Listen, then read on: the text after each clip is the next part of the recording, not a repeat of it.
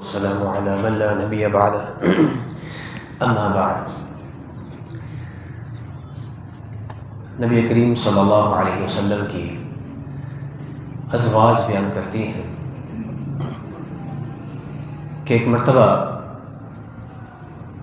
3 اصحاب یعنی رسول اللہ صلی اللہ علیہ وسلم کے 3 صحابہ وہ ازواج مطہرات کے پاس حاضر ہوئے اور آ کر رسول اللہ صلی اللہ علیہ وسلم کی عبادت کے متعلق سوال کیا.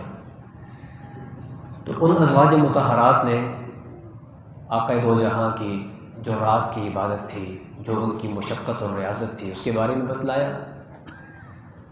تو انہوں نے رسول اللہ صلی اللہ علیہ وسلم کی عبادت کا تذکرہ سن کر دل میں یہ خیال پیدا کیا کہ اللہ کے پیارے حبیب کو تو اگلے پچھلے سارے گناہ معاف ہو چکے ہیں، اس کے باوجود آپ اس قدر ریاضت کرتے ہیں اور اس قدر عبادت کرتے ہیں، تو ہمارا کیا بنے گا؟ ہمیں تو ان سے بڑھ کر عبادت کرنی چاہیے. تو ان تینوں نے اپنے اپنے عزم کا اظہار کیا. ایک نے کہا کہ اللہ کی قسم ہے میں آج کے بعد شادی نہیں کروں گا، میں ہمیشہ کے لیے عورتوں سے دور رہوں گا. دوسرے نے کہا کہ اللہ کی قسم ہے میں آج کے بعد ہمیشہ کے لیے روزہ رکھوں گا، کبھی بھی روزہ نہیں چھوڑوں گا. تیسرے نے کہا کہ آج کے بعد میں ہمیشہ کے لیے ساری رات عبادت کروں گا اور رات کو میں سوؤں گا نہیں. رسول اللہ صلی اللہ علیہ وسلم کو جب ان باتوں کا پتہ چلا، آپ نے ان تینوں صحابہ کو بلایا اور بلا کر ان کو یہ بات سمجھائی. کہا کہ میرے صحابہ انی اخشاکم للہ واتقاکم لہ، اے میرے صحابہ میں تم سے بہت زیادہ اللہ سے ڈرتا ہوں، تم سے بہت زیادہ اللہ کا خوف رکھتا ہوں. ولکننی اصوم و افطر، لیکن اس کے باوجود میں روزہ بھی رکھتا ہوں اور روزہ افطار بھی کر لیتا ہوں، کبھی چھوڑ بھی دیتا ہوں. میں عورتوں سے شادی بھی کرتا ہوں، میں رات کو نماز بھی پڑھتا ہوں اور رات کو سو بھی جاتا ہوں. پھر آپ علیہ السلام نے ان کو یہ بات سمجھائی، فمن رغب عن سنتی فلیس منی. اے میرے پیارے دوستو، جس نے میری سنت سے اعراض کیا اس کا مجھ سے کوئی تعلق نہیں. اس حدیث مبارکہ کو اپنے سامنے رکھیے اور آپ ذرا سوچئے کہ ان صحابہ کرام کا جو ارادہ تھا وہ کتنا خوبصورت ارادہ تھا. جو تینوں نے اپنے اپنے عزائم کا اظہار کیا، اس کے پیچھے جو مقصد تھا وہ یہ تھا کہ اللہ کی عبادت کے لیے یکسو ہو جانا. کیونکہ شادی کریں گے تو بیوی بچوں کے خرچے پورے کرنے پڑتے ہیں، ان کے لیے مصروفیات پیدا ہو جاتی ہیں. اگر اس کے علاوہ جو دیگر رات کو سو جائیں گے تو عبادت نہیں ہو سکتی ہے، اور اسی طرح اگر روزہ نہیں رکھیں گے تب بھی ہم اللہ کی عبادت نہیں کر سکتے. تو تینوں نے اپنے اپنے جو عزم کا اظہار کیا. رسول اللہ صلی اللہ علیہ وسلم نے تینوں کو اس عمل سے منع کر دیا اور کہا کہ مجھ سے آگے بڑھنے کی کوشش نہ کرو، کیونکہ میں جو کام کرتا ہوں تم بھی وہی کام کرنے کے پابند ہو. میں روزہ بھی رکھ لیتا ہوں، روزہ چھوڑ بھی دیتا ہوں. اس لیے اس امت کو صوم وصال سے منع کیا گیا ہے. صوم وصال کیا ہوتا ہے؟ ہمیشہ کا روزہ. ہمیشہ کا روزہ، انسان ساری زندگی روزے رکھتا رہے. اب یہ بظاہر کتنا اچھا عمل ہے. ایک روزہ نفل روزہ، اس کے بارے میں حدیث میں آتا ہے کہ جو شخص ایک نفل روزہ رکھتا ہے، صحیح بخاری صحیح مسلم کی روایت ہے، اللہ تعالیٰ اس کو 70 سال کے فاصلے پر کر دیتے ہیں جہنم سے. جہنم کی آگ اس سے 70 سال کے فاصلے پر چلی جاتی ہے. ایک روزہ اتنی فضیلت والا ہے تو ساری زندگی جو روزے رکھیں کتنی بڑی فضیلت کی بات ہے، لیکن اس سے منع کر دیا گیا ہے. آپ نے فرمایا جب کسی نے روزہ رکھنا بھی ہے تو روزہ کون سا رکھے؟ صوم داؤدی رکھے، کہ وہ ایک دن روزہ رکھتے تھے اور ایک دن چھوڑ دیتے تھے. تو رسول اللہ صلی اللہ علیہ وسلم کی اس حدیث کے آخر میں جو پیغام ہے، فمن رغب عن سنتی فلیس منی، جس نے میری سنت سے منہ پھیرا، جس نے میری سنت سے لا تعلقی کا اظہار کیا، اس کا میرے ساتھ کوئی تعلق نہیں. کیونکہ رسول اللہ صلی اللہ علیہ وسلم کی ذات ہمارے لیے نمونہ ہے. جو آپ کی ذات سے عمل ہمیں ملتا ہے ہم اس کو ماننے کے پابند ہیں. اگر ہم وہ عمل کر سکتے ہیں تو بہت ہی اچھی بات ہے، کم از کم ہمیں وہ تو کرنا چاہیے. اگر ہم وہ نہیں کر سکتے تو اپنی طرف سے کسی عمل کو پیدا کر کے اور اپنی طرف سے کسی عمل کی اچھائیاں بیان کر کے لوگوں کے اندر داخل کر دینا اور اس کے لیے جان و مال صرف کرنا اور اس کو ہی دین کا اہم ترین جز سمجھنا اور اس کو مسلمانوں میں اختلافات اور جھگڑے کا باعث بنا دینا، یہ اللہ تعالیٰ ہدایت عطا فرمائے۔ جو اپنے آپ کو علماء کہتے ہیں، اپنے آپ کو جو دین کے پیشوا کہتے ہیں، یہ ان کی کارستانی۔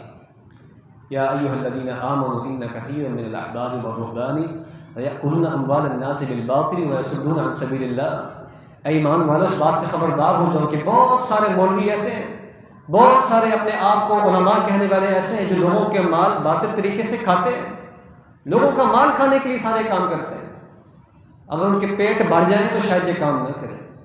وَيَصُدُّونَ عَن سَبِيلِ اللَّهِ، وہ اپنے آپ کو دین کا رہبر رہنما سمجھتے ہیں، دین کا رہنما ظاہر کرتے ہیں، لیکن در حقیقت وہ اللہ کے راستے سے لوگوں کو روکتے ہیں، کیونکہ اللہ کا راستہ تو وہ ہے جو اللہ اور اس کے رسول کا راستہ ہے۔ تو جو بدعات کو لوگوں کے اندر رواج دیں اور بدعت کو بدعت حسنہ بنا کے پھر اس کی اتنی فضیلتیں بیان کریں، اتنی فضیلتیں بیان کریں کہ لوگ سمجھے شاید زندگی میں اس سے بہتر عمل تو کوئی ہو سکتا ہی نہیں ہے، اور اس کے لیے ساری تک و محنت ہو، تو اندازہ لگائیے کہ کس قدر لوگ آج کل دین کے نام پر دھوکہ دیتے ہیں۔ کس نے کہا تھا نا کہ رہزنوں سے تو بچ نکلا تھا، مجھے تو رہبروں نے لوٹا ہے۔ رہبر لوٹ لیتے ہیں، یہاں پر راہ دکھلانے والے دوسرے راستے پہ لے جاتے ہیں۔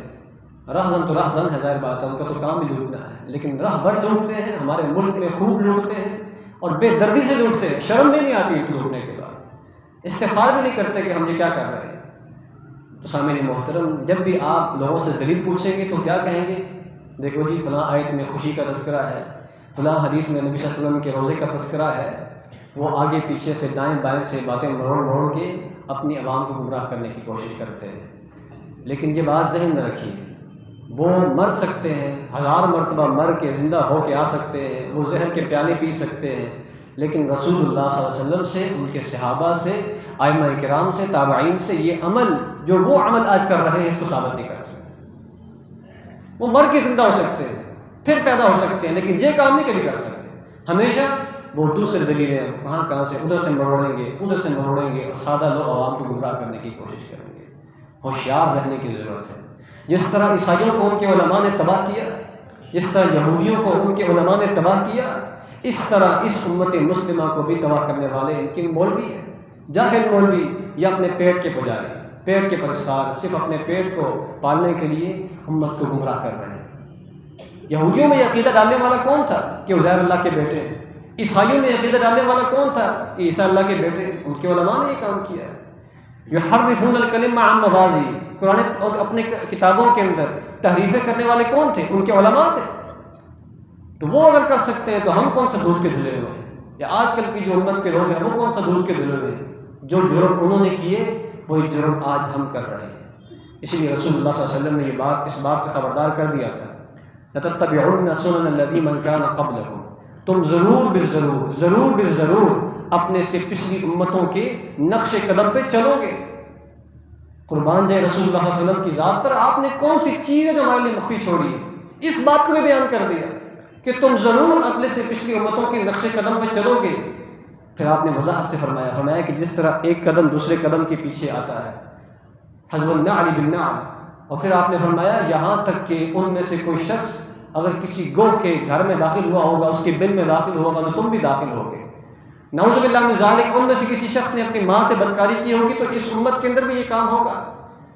تو جو کام پچھلی امتوں نے کیے ہیں وہ یہ امت ضرور کرے گی۔ تو جو کام ان کے علماء نے کیے وہ کام آج بھی ہمارے علماء بھی کر رہے ہیں، جو اپنے آپ کو علماء کہتے ہیں۔ تو سامعین محترم، آج آپ نے دیکھا جو بھی ہوا ہے، ٹھیک ہے، یہ اس کا دین اسلام سے کوئی تعلق نہیں۔ صحابہ کرام آئے تھے، اپنے نیک جذبات کا اظہار کیا، اور آپ کو پتہ ہی کون تھے؟ حضرت علی، حضرت عبداللہ بن رواحہ اور تیسرے حضرت عثمان بن مظعون، یہ 3 جلیل القدر صحابہ کرام، تینوں کے کتنے نیک جذبات، کتنی خوبصورت باتیں، لیکن رسول اللہ نے فرمایا کہ یہ میری سنت نہیں ہے، یہ میرا طریقہ نہیں، مجھ سے آگے بڑھنے کی کوشش نہ کرو، میں تم سے زیادہ اللہ سے ڈرتا ہوں۔ تو سامعین محترم، کوئی دلیل ان کے پاس نہیں، جیسے شرک کرنے والوں کے پاس کوئی دلیل نہیں، اور وہ اپنی شرک کو ثابت کرنے کے لیے کہاں سے زمین و آسمان کی کنارے ملاتے ہیں، مشرق و مغرب کے فاصلوں کو ملاتے ہیں، اسی طرح جو بدعات کو قوم کے اندر رواج دے رہے ہیں ان کے پاس کوئی دلیل نہیں، ورنہ رسول اللہ صلی اللہ علیہ وسلم یہ جو حدیث ہے جو بیان کی جاتی ہے، جو قرآن پاک کی آیات بیان کی جاتی ہیں، یہ سب سے پہلے ان کو سمجھ آئی، صحابہ کرام کو سمجھ آئی، وہ یہ کام کرتے، اگر وہ کرتے ہم بھی ضرور کرتے، لیکن انہوں نے نہیں کیا۔ اس کا مطلب یہ ہے کہ یہ دین نہیں ہے، چاہے بظاہر لوگ کتنا اچھا سمجھیں، اس کی کتنی فضیلتیں بیان کریں۔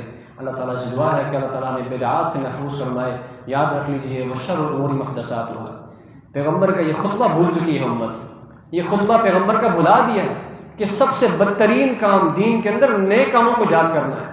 وشر الامور محدثاتها وکل بدعۃ ضلالہ، ہر بدعت گمراہی ہے۔ رسول اللہ نے ہر بدعت کہا، یہ نہیں کہا کہ کوئی بدعت حسنہ بھی ہوگی سیئہ بھی ہوگی، یہ تقسیم ہمیں کہیں نظر نہیں آتی۔ وکل بدعۃ ضلالہ وکل ضلالۃ فی النار، فرمایا ہر بدعت گمراہی ہے اور ہر گمراہی جہنم میں لے کے جاتی ہے۔ تو ہم نیکی سمجھ کے کر رہے ہو، الٹا جہنم کی طرف جا رہے ہو، تو کیا بنے گا؟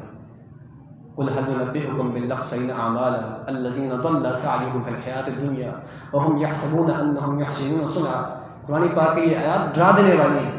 آپ بتلائیے، آپ کہہ دیجئے کہ کیا میں تمہیں بتلاؤں کہ وہ لوگ جو اعمال کے اعتبار سے سب سے زیادہ خسارے میں ہیں، جن کے اعمال تباہ ہوں گے، ضائع ہوں گے، الذین ضل سعیهم فی الحیاۃ الدنیا، وہ لوگ جن کی دنیا کے اندر کی گئی کوششیں رائے گاہ چلی گئیں، وَيَحْسَبُونَ أَنَّهُمْ يُحْسِنُونَ صُنْعًا، وہ یہ سمجھتے رہے تھے کہ ہم نے تو بہت اچھے کام کیے، وہ یہ سمجھتے رہے بظاہر کہ ہم تو بہت اچھے کام کر رہے ہیں، لیکن اللہ کے ہاں ان کے کسی عمل کا کوئی وزن نہیں ہوگا۔